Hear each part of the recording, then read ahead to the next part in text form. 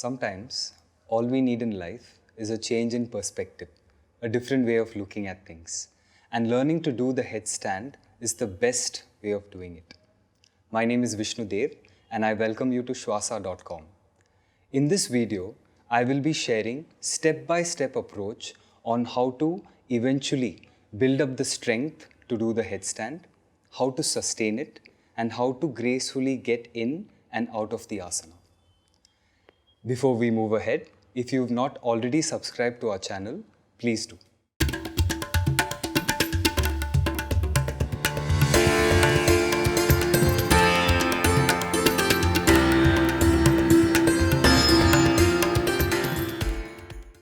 The first time I saw somebody do the headstand, I was inspired to do it.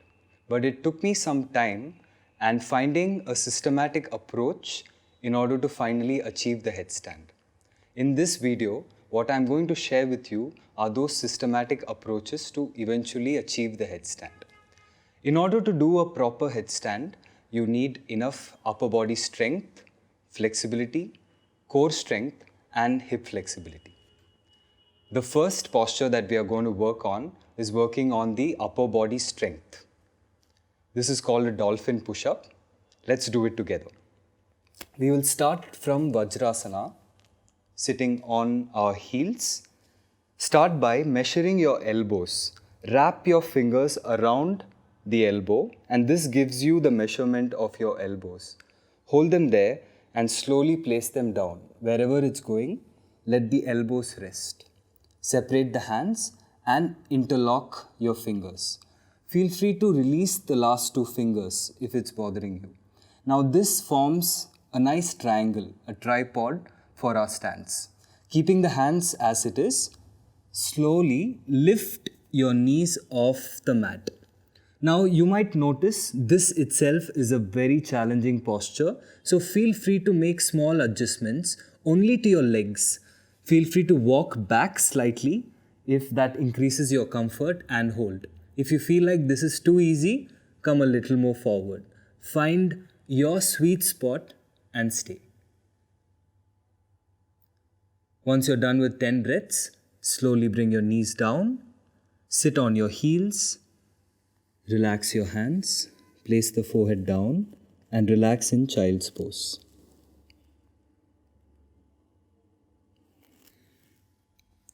Once your breath is back to normal, let's move on to the next drill where we are going to do a dynamic movement working on the upper body strength. It's the same dolphin push-up. Measuring the elbows, placing them down, release your hands, interlock your fingers, and slowly lift your knees off the mat. Now once again, choose the leg position. For me, this is okay, but if this is too challenging for you, you can walk a little more back, as much as you need to. And let's do this practice together. As you exhale, slowly bring the chin outside the hands.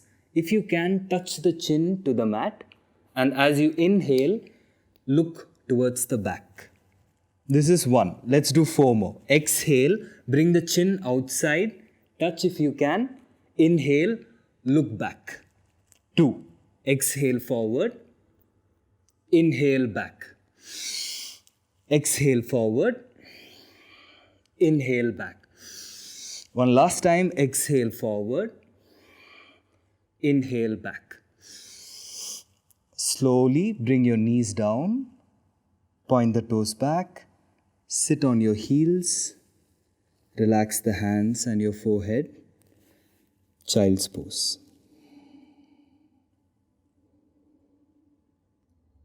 Whenever your heart rate goes up, give enough time for yourself to breathe and bring your heart rate down. Take as many deep breaths as you need.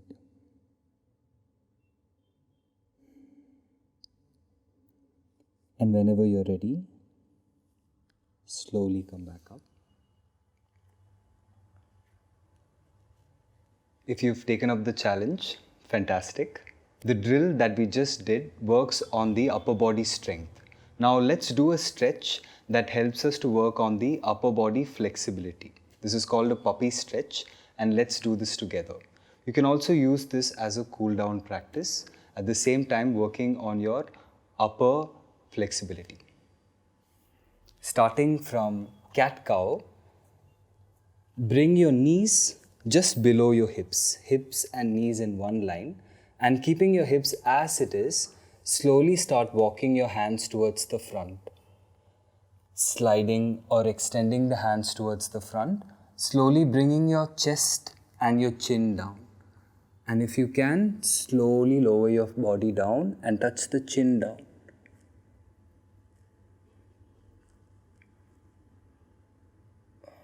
Stay here for at least 5 breaths.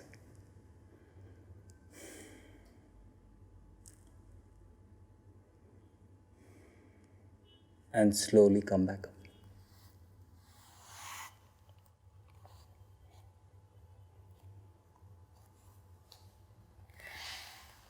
Next, let's look at hip flexibility in order to achieve the headstand, which we are going to do by downward facing dog. Place your palms just 1 foot away from the front of the mat. Spread your fingers as widely as you can, creating maximum distance between all your fingers. Press down on all the mounds of your palms. Once you have a firm grip with your hands, tuck your toes in and slowly lift your knees off the mat. Now, for some of you, the heels might not reach down, but that's absolutely fine. But put that effort to press the heels down. Even if it means you have lifted them up, that's fine. But put that effort to press the heels down.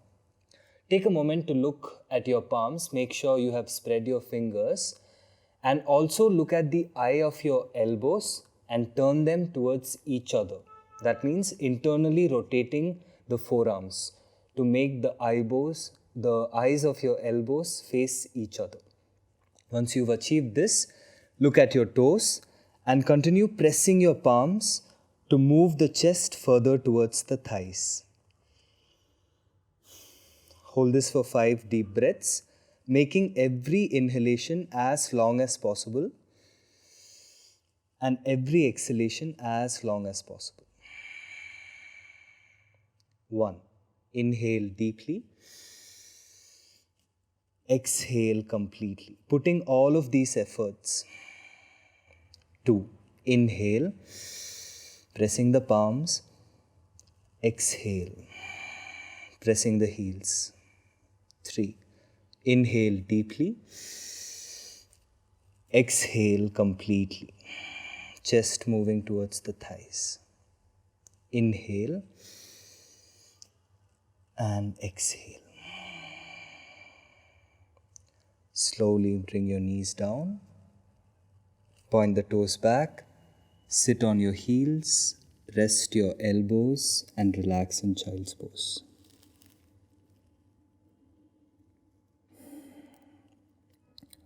Once again, give yourself enough time to bring the heart rate down. Take as many deep breaths as you need. Whenever you're ready, slowly come back up. If you do these drills consistently, it will help you build the strength and flexibility in order to eventually achieve the headstand.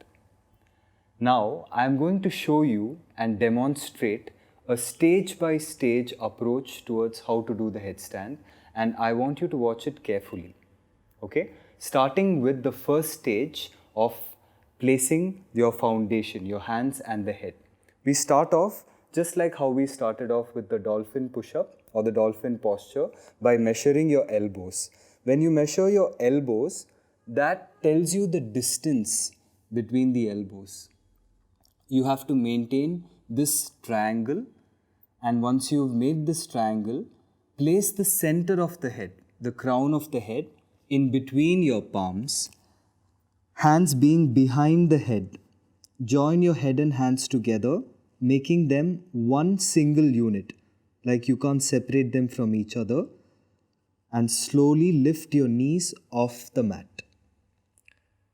Feel free to walk a little more back if this is too challenging for you, or if it's too easy, walk as much as you can until you come on your tip toe and very less weight is on the toes.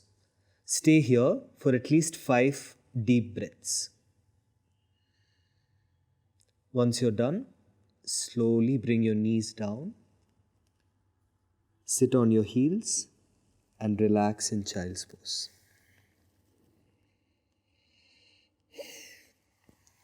So this was the first stage.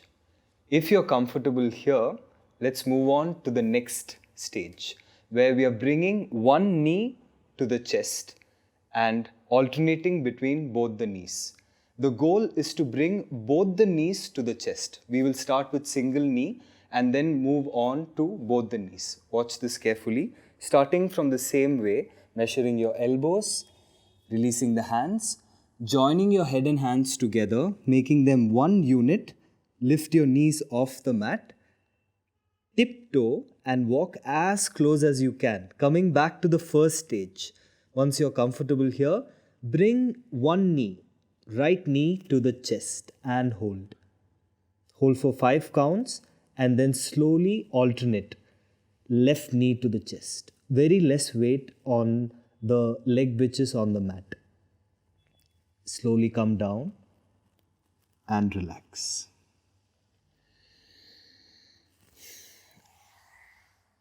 The next stage is the same posture where we are bringing one knee to the chest and then alternating with the other knee and eventually bringing both the knees to the chest.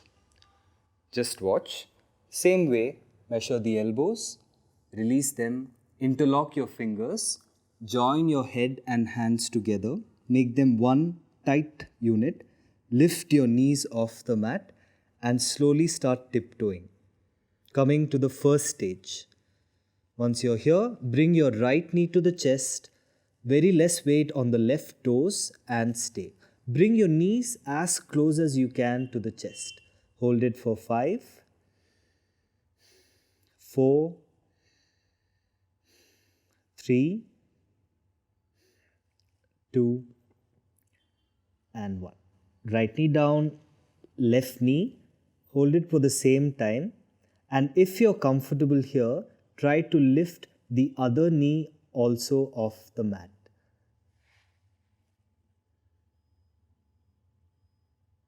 And slowly go down, one leg at a time. Relax in child's pose.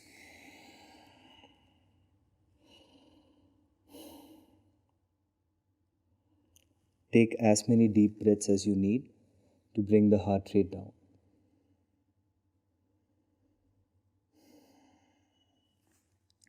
Slowly come back up. Before we move on to the stage 3, make sure that you've done enough of the stage 1, become really comfortable with it, and you're able to bring both the knees to the chest in the stage 2. Only then we will move on or progress to the stage 3. Just watch me as I do it.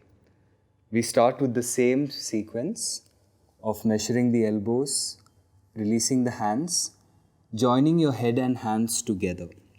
Now, I want you to become aware of the weight that you're giving to your forearms and start giving more weight to the forearms. Create more distance between the ears and the shoulders and slowly lift the knees off the mat. Walk as much as you can, coming to the first stage. Then slowly, right knee to the chest, left knee to the chest. Second stage. If you're comfortable here, slowly start tilting your hips. Coming to stage 3, point your knees up towards the ceiling.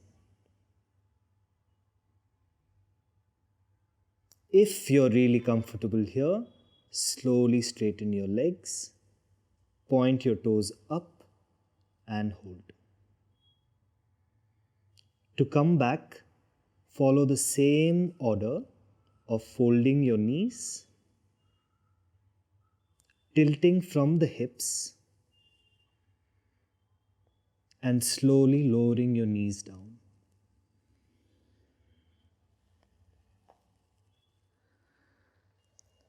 Relax in child's pose.